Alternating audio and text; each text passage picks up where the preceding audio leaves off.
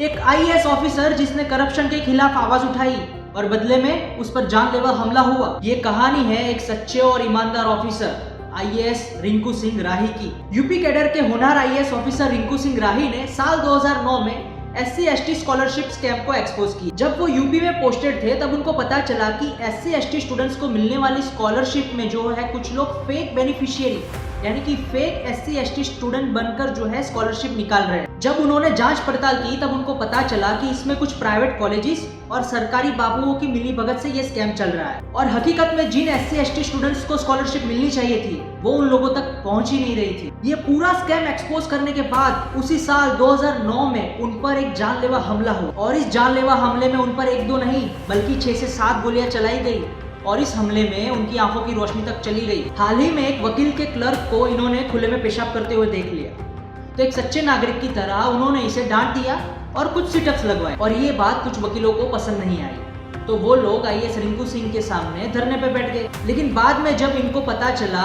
कि यहाँ पर टॉयलेट बना हुआ ही नहीं है तब उन्होंने सब वकील के सामने सिटअप्स लगाए और कान पकड़कर माफी मांगी।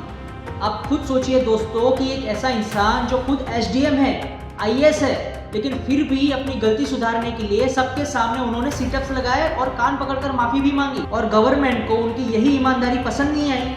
उनको लगा कि एक SDM, एक आईएएस माफी कैसे मांग सकता है और 36 घंटों के अंदर अंदर उनको SDM की पोस्ट से हटा दिया गया। उसके बाद उनका ट्रांसफर करके उनको भेज दिया गया लखनऊ रेवेन्यू बोर्ड में पेड लीव पर। पिछले 10 महीने से सरकार ने ना ही इनको कोई काम दिया ना ही कोई आगे पोस्टिंग दी और एक ऑनेस्ट ऑफिसर की यही पहचान होती है दोस्तों।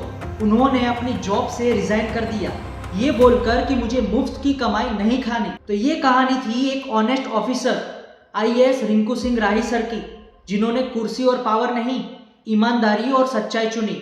जय हिंद।